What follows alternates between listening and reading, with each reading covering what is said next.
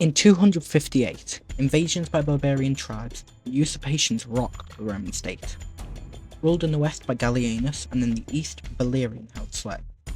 In Gaul, Gallienus proclaimed his son Salonius as Caesar to protect the frontier as he dealt with problems elsewhere. Within the area, a Roman general named Postumus was operating. Gallienus had to deal with major Alemanni raids around the city of Mediolanum. He won swiftly, while his father, Valerian, suffered a serious defeat against the Persian king Shapur I, being captured and dying in custody. In the wake of this news, various usurpers would rise and barbarians seize territory.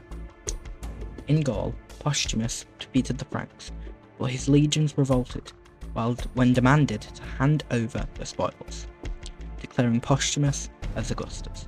He would trap loyalists' forces in Colonia.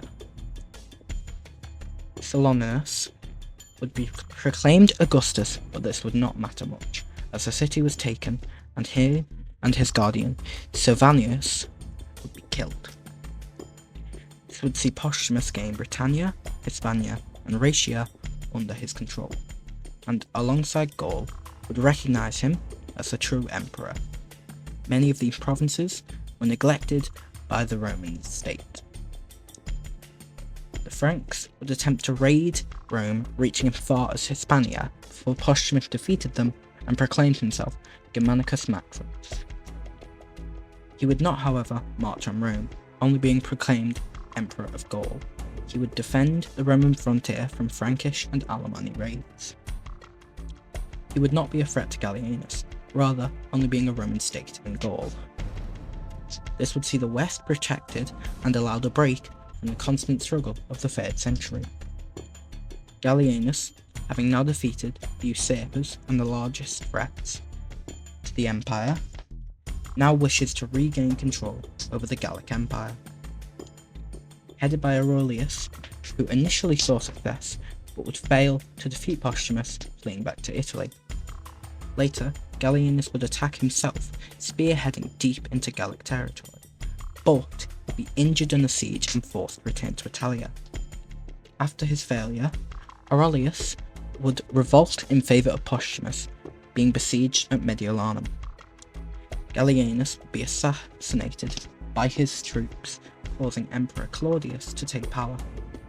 Postumus had to buy off his legions, who saw Aurelius's rebellion as a chance to strike Italy. A general named Linnaeus would rebel against Postumus in 269, being swiftly defeated by Postumus. But his troops would kill him, electing a soldier named Marius as the next Gallic emperor.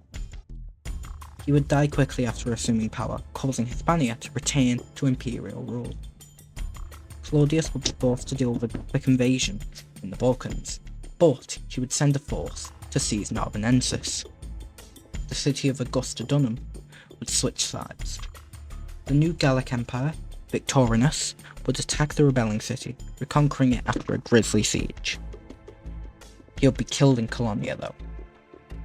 Another usurper would be proclaimed, but he would not live long. The governor of Aquitaine, Tetricus, would be proclaimed emperor. Many internal revolts broke out and Germanic invaders would reach deep into Gaul.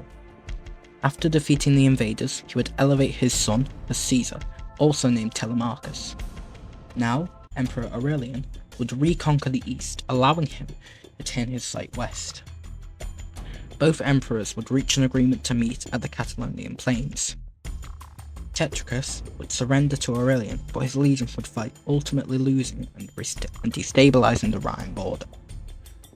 From this, Aurelian would find a triumph in Rome.